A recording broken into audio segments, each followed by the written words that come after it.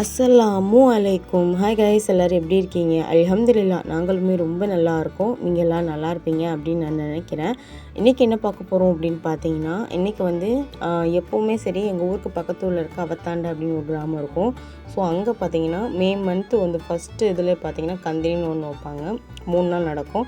So அந்த ஃபங்க்ஷனை தான் நான் போய் அட்டெண்ட் பண்ணேன். இந்த 3 நாள் எப்படி போச்சு அப்படிங்கிறத வந்து இந்த வீடியோ ஃபுல்லாக பாருங்கள். சரி வாங்க வீடியோக்குள்ளே போகலாம். இது பார்த்தீங்கன்னா புதன்கிழமை.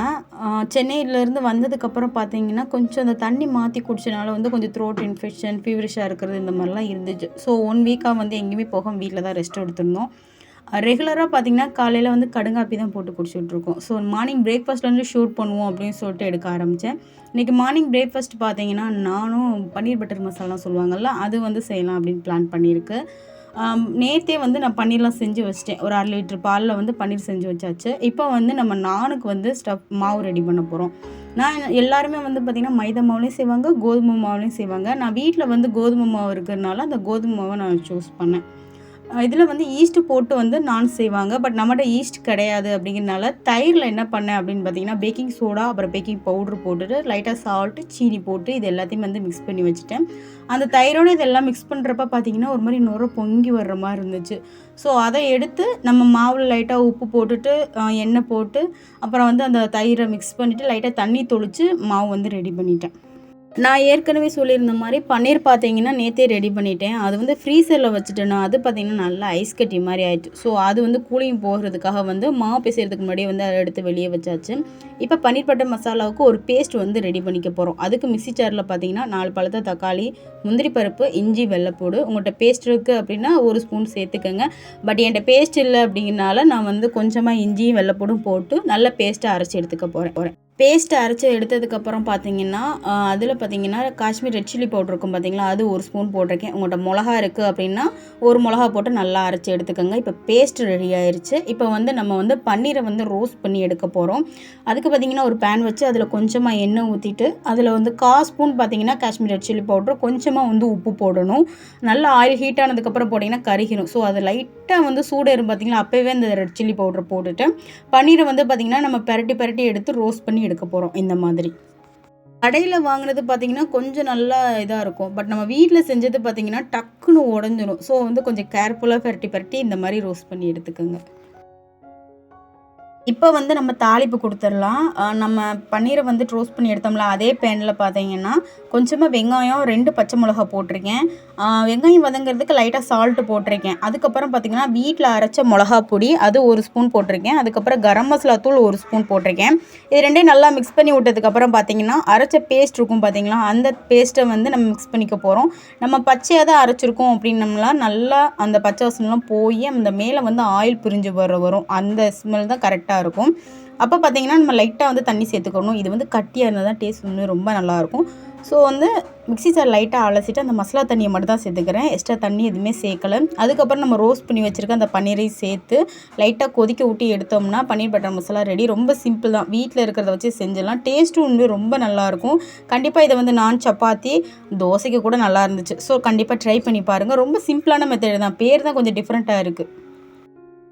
இப்போ வந்து நம்ம நான் வந்து சுட்டு எடுக்க போகிறோம். நான் வந்து கரெக்டாக ஆளுக்கு 2 நான் அப்படின்றதுல தான் வந்து நான் மாவு பிசைஞ்சேன். நானை பொறுத்த வரைக்கும் வந்து உங்களோட இஷ்டம் தான். நீள்வாக்கில் இது பண்ணிங்கன்னா அந்த ஹோட்டலில் சாப்பிட்ற அந்த ஹோட்டலில் வந்து எப்படி அந்த நான் வந்து நீள்வாக்கில் இருக்கும். ஸோ அந்த மாதிரி இருக்கும். நீங்கள் ரவுண்டாக போகிறதுனாலும் உங்களோட விருப்பம் தான். பட் நான் வந்து இன்றைக்கி வந்து நீள்வாக்கில் தான் வந்து சப்பாத்தி கட்டையை வச்சு உருட்டினேன். இதுக்கு மேலே பார்த்தீங்கன்னா பெரியவங்களுக்கு நீங்கள் செய்கிறப்ப வந்து வெள்ளைப்பூடை வந்து குட்டி குட்டியாக சாப் பண்ணி சேர்க்கலாம். பட் நம்ம சின்ன பசங்களுக்கு செஞ்சு கொடுக்குறப்ப எள்ளும் கொத்தமல்லியோடு நிப்பாட்டிக்கிட்டிங்கன்னா பசங்க சாப்பிடுவாங்க. ஒரு சில பசங்க வந்து சாப்பிடுவாங்க. பட் அஸ்கர்லாம் பார்த்தீங்கன்னா அந்த எள்ளும் கொத்தமல்லியோடு நிப்பாட்டிக்கிட்டான். அதுவுமே வந்து நானாக தான் ஊட்டி விடணுமாயிரும். ஸோ வந்து நீங்கள் பெரியவங்களுக்கு வந்து கண்டிப்பாக வந்து வெள்ளைப்பூடு வந்து குட்டி குட்டியாக சாப் பண்ணி தேய்ச்சிட்டு இந்த மாதிரி சப்பாத்தி கட்டையை வச்சு மேலே வந்து நல்லா ப்ரெஸ் பண்ணி விட்டுட்டு பின்னாடி பார்த்தீங்கன்னா தண்ணி தான் சேர்க்கணும், ஆயில் கிடையாது. ஃபுல் அண்ட் ஃபுல் தண்ணி இது பண்ணிவிட்டு இரும்பு கடாயாக இருந்தாலும் சரி இல்லை நான்ஸ்டிக் டவாக இருந்தாலும் சரி இந்த மாதிரி சுட்டுட்டு லைட்டாக மேலே வந்து பட்டர் இருந்தால் கூட நீங்கள் தேய்ச்சி எடுத்திங்கன்னா போதும். பர்ஃபெக்டான நான் ரொம்ப டேஸ்ட்டாக இருக்கும். கண்டிப்பாக ட்ரை பண்ணுங்கள். ரொம்ப சாஃப்டாக இருந்துச்சு. 2 தாங்க சாப்பிட்டோம். அதுவுமே பார்த்திங்கன்னா வயிறு அப்படியே ஃபுல்ஃபில் ஆன மாதிரி இருந்துச்சு. பக்கத்தில் வந்து பார்த்திங்கன்னா பன்னீர் பட்டர் மசாலா வச்சு சாப்பிட்டோம். செம்ம டேஸ்ட்டு. காலையில் பிரேக்ஃபாஸ்ட் வந்து அவ்வளோ ஃபில்லிங்காக ஃபஸ்ட் டைம் ட்ரை பண்ணனா உண்மையாக சாப்பாடு ரொம்ப நல்லா இருந்தது. வழக்கம் போல் மைசா வந்து சாப்பிட்டுட்டா. அஸ்கருக்கு நான் எப்போ போல் ஊட்டி விட்டுட்டேன். என்னோட 2 பூனைக்குட்டியை வந்து நான் போன வீடியோவில் காட்டியிருப்பேன். அதில் ஒரு பூனைக்குட்டி வந்து மவுத் ஆயிடுச்சு. கொஞ்சம் நோஞ்சா மாதிரி இருந்துச்சு, அது மவுத் ஆயிடுச்சு. ஸோ ரோட்டில் வந்து பார்த்திங்கன்னா ஒரு பூனைக்குட்டி வந்து கத்திட்டு கிடக்கு அப்படின்னு சொல்லிட்டு பக்கத்தில் இருக்கவங்க எடுத்துகிட்டு வந்து கொடுத்தாங்க. இந்தாம்மா இதையும் சேர்த்து வளமான்னு சொல்லிட்டு. என் பூனை சேர்த்துக்கிறமோ என்னமோ நான் பயந்துக்கிட்டு இருந்தேன். ஆனால் சொல்லக்கூடாது, என் பூனை ரொம்ப நல்ல பூனையாக இருக்கும் போல். உடனே சேர்த்துக்கிட்டு அதுக்கும் தாய்ப்பால் கொடுத்துட்டு டேக் கேர் பண்ணி பார்த்துக்கிருச்சு. அது ரொம்ப வித்தியாசமானது. யாருமே டக்குன்னு வந்து அதை அப்சர்வ் பண்ணுங்க. ஏற்கனவே நான் ஒரு பூனை வளர்த்துருக்கேன். பட் அந்த பூனைலாம் இந்த மாதிரி ஏற்றுக்கவே கிடையாது, பற்றி விட்டுருச்சு. பட் இது வந்து உடனே ஏற்றுக்கிருச்சு. ஸோ இது ரொம்ப நல்ல பூனை. கடைசி வரைக்கும் இதை பார்த்துக்கணும் அப்படின்ற ஒரு மைண்ட் இருக்குது. சாப்பிட்டு முடிச்சுட்டு வீட்டெல்லாம் க்ளீன் பண்ணிவிட்டு நானும் பசங்களும் கிளம்பிட்டோம் அம்மா வீட்டுக்கு. குருவாடி போயிட்டு அப்படியே தண்டக்கந்திரி அட்டன் பண்ணிக்கலாம் அப்படின்னு சொல்லிட்டு. எப்போவுமே சரி பசங்க வந்து அது 2 சீட்டாக இருந்தாலும் சரி 3 சீட்டாக இருந்தாலும் சரி எங்கள் கூட தான் நீங்கள் உட்காரணும் அப்படின்னு சொல்லிட்டு கம்பல் பண்ணுவாங்க. போன தடவை இந்த மாதிரி போயிட்டு வர்றப்போ வந்து நான் ரொம்ப கஷ்டப்பட்டேன் உட்கார்றப்ப. 2 சீட்டுமே ரொம்ப குட்டி சீட்டாக இருக்குமா, 3 பேர் உட்கார்றப்ப எனக்கு அவனை மடியிலே வச்சுட்டு வர்றதுக்கு ரொம்ப கஷ்டப்பட்டு நான் சொல்லிட்டேன், இனிமேல் சீட் இருக்குன்னா நீ தனியாக உட்காரு, அம்மா தான் பக்கத்தில் உட்காந்துட்டே இருக்கணும் அப்படின்னு மட்டும் சொல்லாத அப்படின்னு. ஸோ இந்த தடவை வந்து 2 பேருமே சேர்ந்தாப்ப நாங்கள் உட்காந்துக்கிறோம், நீங்கள் ஃப்ரீயாக உட்காந்துட்டு வாங்க அப்படின்னு சொல்லிட்டாங்க. ஸோ உட்காந்துட்டு அப்படியே குருவாடி வந்துட்டேன். வந்து இறங்கினோடனே எனக்காக வந்து ஆட்டோ ரெடியாக இருந்துச்சு. என்னோடய தங்கச்சி தான் வந்து ஆட்டோவில் இருந்தான்.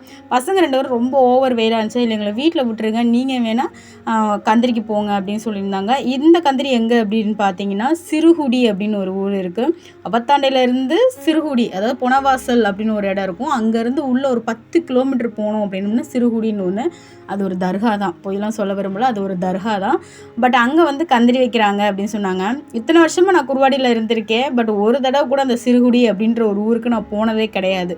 ஸோ இன்றைக்கி வந்து போகலாம் அப்படின்னு சொல்லிட்டு என் தங்கச்சி வந்து நான் ஆட்டோ பிடிக்கிறேன் வாக்கா, நானுமே போனதில்லை அப்படின்னு சொல்லிட்டு எல்லாருமே பிளான் பண்ணி போயிருந்தோம். பட் என் 2 பசங்களை மட்டும் அம்மாட்ட விட்டுட்டு கரெக்டாக ஒரு புனவாசல்லேருந்து ஒரு 10 கிலோமீட்டர் உள்ளே போச்சு. நாங்கள் மட்டும் தான் போகிறோம்னு நினச்சா அங்கே ஊரே இருந்துச்சு. ஸோ அவத்தாண்டில் இருக்க மேக்ஸிமம் ஒரு 3/4 பேர் இதுக்கு வந்திருந்தாங்க. ஃபஸ்ட் டைம் நானுமே இங்கே பார்க்குற ஒரு காட்டுக்குள்ளே இந்த இடம் இருந்தது. பட் இங்கே வர்றப்பே சேர்த்து வந்து ஐஸ் வண்டி எல்லாத்தையும் கூட்டிகிட்டே வந்துட்டாங்க. உள்ளே போய் அதெல்லாம் பார்க்கல, நம்ம சுற்றி பார்க்க வந்திருக்கோம் அப்படின்ற மாதிரி. அங்கே இருக்கிற அந்த என்னென்ன இருக்குது, என்னென்ன பண்ணுறாங்க, ஒரு பக்கம் சாப்பாடு ஆக்கிட்டு இருந்தாங்க, ஒரு பக்கம் ஒரு குட்டி தோட்டம் மாதிரி இருந்துச்சு. வந்தவங்களுக்கு பார்த்தீங்கன்னா ஒரு பெரிய டபரா வச்சு அதில் ஐஸ் கட்டி போட்டு மினரல் வாட்டர்லாம் ஊற்றி அதில் தான் கொடுத்தாங்க. ஏன்னா சரியான வெயிலுங்க, நினச்சி கூட பார்க்க முடியாது, அந்தளவுக்கு கொடூரமாக வெயில் அடிச்சுக்கிட்டு இருந்துச்சு.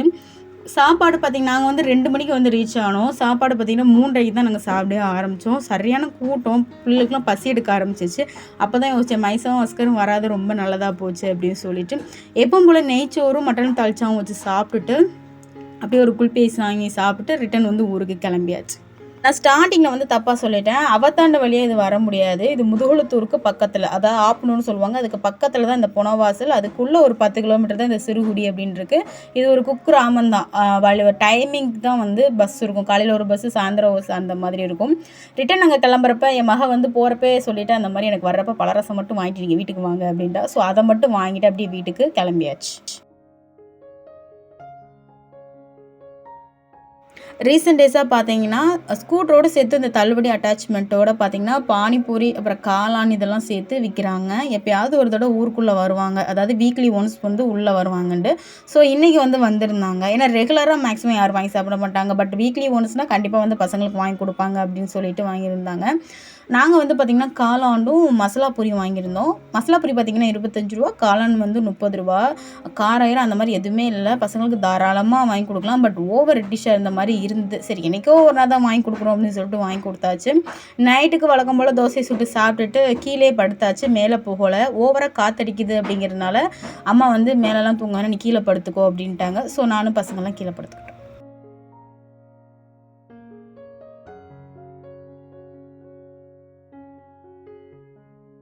இப்போ மணி பார்த்தீங்கன்னா கரெக்டாக 6 ஆகுது. நல்ல வெயில் அடிக்குது, சீக்கிரமாகவே விடிஞ்சிருதுங்க. நைட்டு தான் ரொம்ப கம்மியாக இருக்கிற மாதிரி இருக்குது. காலையில் எழுந்திரிச்சோன்னே எப்பவும் போல் நான் பாத்திரம் எல்லாத்தையும் தேய்ச்சி வச்சுட்டேன். அம்மா வந்து டீ போட்டு வச்சுட்டாங்க.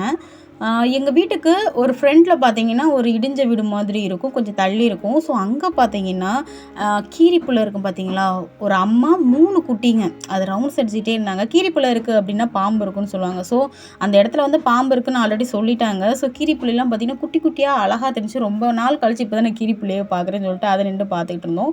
அப்புறம் அம்மா சொல்லியிருந்தாங்க இந்த மாதிரி அம்மா மிளகா கண்டு வளர்க்குறேன் அப்படின்னு சொல்லிட்டு. பட் எங்கள் வீட்டு இடத்துல இல்லை, பக்கத்து வீட்டு இடத்துல இருக்குது. பட் எங்கள் அம்மா தான் தண்ணி ஊற்றி வளர்த்தேன் பாரு அப்படின்னாங்க. குட்டி குட்டியாக காயெல்லாம் நல்லா காய்ச்சி, 4-5 பச்சை மிளகாலாம் இல்லைன்னா இங்கே தான் வந்து பிடுங்குவேன் அப்படிலாம் சொல்லிகிட்டு இருந்தாங்க.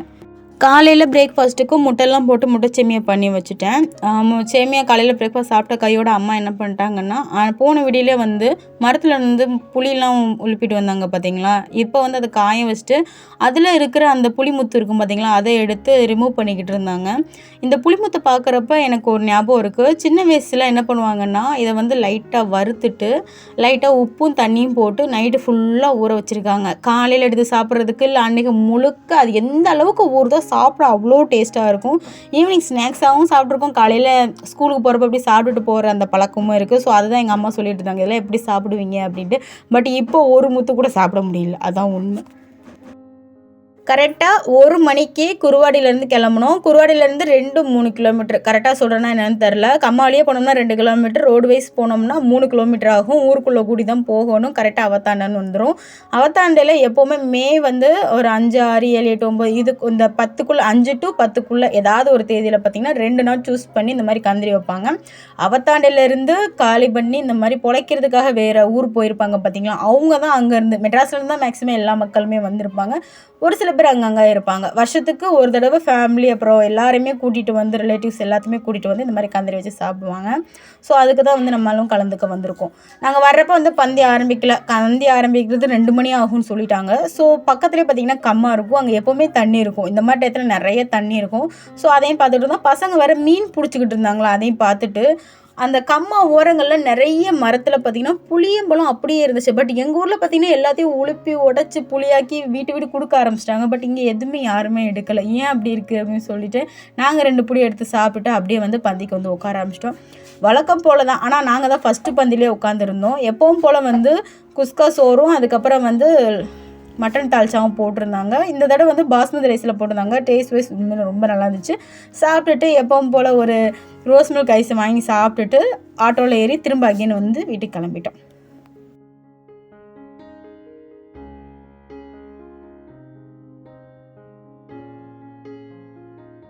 ஈவினிங் போல் பார்த்தீங்கன்னா மாடியில் வந்து வாக்கிங் போய்கிட்டு இருந்தேன். இப்போ வந்து காட்டுறேன் பாருங்கள், அவத்தாண்டைக்கு போகிற வழி எப்படி இருக்குது அப்படின்னு சொல்லிட்டு. எங்கள் ஊருக்குள்ளே இதுதான் பாருங்க. அந்த சைடில் பார்த்தீங்கன்னா ரோடு போகுது. இந்த 2 நாளைக்கு வந்து வண்டி போக வர இருக்கும். காலையில் ஒரு டவுன் பஸ், ஈவினிங் ஒரு டவுன் பஸ், அந்த மாதிரி தான் வந்து அந்த ஊருக்குள்ளே வந்து பஸ் போகும். சரி அப்படியே வாக்கிங் போயிட்டு அப்படியே எங்கள் ஊரை சுற்றி காட்டுறேன் பாருங்கள். இதுதான் எங்கள் ஊரில் முதல்ல கூரை விட மாதிரி இருந்துச்சு, இல்லாட்ட ஓட்டு விட இருந்துச்சு. இப்போ எல்லாருமே கல் விடா கட்டிட்டாங்க.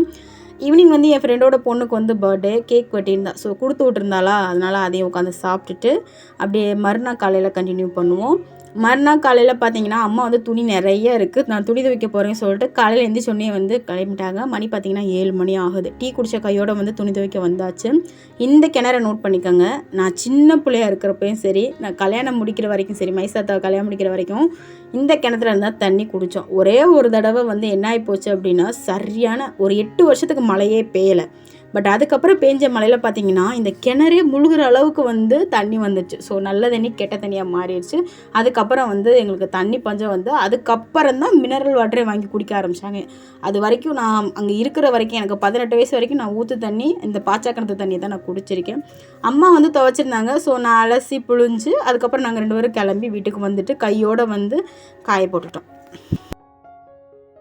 வீட்டுக்கு வந்தோன்னா அக்காட்ட வந்து நாங்கள் இங்கேருந்து துவைக்க போகிறப்பே சொல்லிட்டோம், இட்லியை வச்சுருங்க அப்படின்னு சொல்லிட்டு அவங்க சட்னியும் தக்காளி சட்னியும் வச்சுட்டாங்க. ஸோ வந்தோன்னே சரியான பசியாக ஒரு 4 இட்லியை சாப்பிட்டுட்டு அதுக்கப்புறம் பார்த்திங்கன்னா கொஞ்சம் நேரம் ரெஸ்ட் எடுத்துக்கிட்டு இருந்தோம். இன்றைக்கி பார்த்திங்கன்னா என் அக்கா பொண்ணுக்கு வந்து பிறந்த நாள். ஸோ அவள் வந்து சிம்பிளாக வந்து அவளோட பிறந்தநாள் ட்ரெஸ் போட்டுட்டு எல்லாத்துக்குமே சாக்லேட் கொடுக்கணும் அப்படின்னு சொல்லிட்டு கிளம்பிட்டாங்க. ஸோ இன்றைக்கி கொத்துவா முடிச்சுட்டு, இன்றைக்கி வெள்ளிக்கிழமை கொத்துவா முடிச்சுட்டு தான் அதுக்கப்புறம் தான் வந்து நாங்கள் சாப்பிட்றதுக்காக கிளம்பிட்டோம். அவத்தாண்டைக்கு வழக்கம் போல். நேற்று வந்து நாங்கள் போயிருந்தப்போ பந்தயம் நடக்கலை. பட் இன்றைக்கி போகிறோம். 2-3 பந்தி முடிஞ்சு 3வது பந்தியில் தான் நாங்கள் உட்காந்துருந்தோம். எப்பவும் போல் மட்டன் பிரியாணி போட்டு அதுக்கப்புறம் தயிர் வெங்காயம் ஒரு பாயசம் கொடுத்துருந்தாங்க. ஃபஸ்ட்டு பந்திலே 2வது பந்திலாம் கொடுங்க குலோப் ஜாமுன். பட் நமக்கு வந்து பாயசம் தான் கிடச்சிச்சு. ஸோ குடிச்சிட்டு வெளியில் வந்து பார்க்குறப்போ ஒரு பையன் வந்து பார்த்தீங்கன்னா இது வச்சுருந்தான், அன்னி பாக்கு இருக்கும் பார்த்தீங்களா, பீடாக்காக அதை வச்சுருந்தாங்க. ஸோ அதையும் வாங்கி சாப்பிட்டுட்டு கொஞ்சம் நேரம் கம்மாயில் போயிட்டு அப்படி வேடிக்கை பார்த்துட்டு இருந்தோம். அந்த காத்தாட உட்காந்துட்டு இருந்தோம். அதுக்கப்புறம் பசங்க வந்து பொம்மை கேட்டிருந்தாங்களோ அதையும் வாங்கி கொடுத்துட்டு அதுக்கப்புறம் வந்து ஊருக்கு கிளம்பியாச்சு. வீட்டுக்கு வந்த உடனே பார்த்தீங்கன்னா காலையில் பேக் பண்ணி வச்ச துணியை எடுத்துகிட்டு 3 மணிக்கெலாம் கிளம்பியாச்சு. இப்போ குருவாடியிலேருந்து முதுகுளத்தூருக்கு வர போகிறோம். கந்திரிலாம் முடிஞ்சிச்சு, விசேஷம் ஓவர். அம்மாவும் என் கூட வர்றாங்க. அது எதுக்காக அப்படின்னு அடுத்த வீடியோவில் சொல்கிறேன். இந்த வீடியோ இதோட முடிச்சுக்கிறேன். நாளைக்கு ஒரு வீடியோ சந்திப்போம்.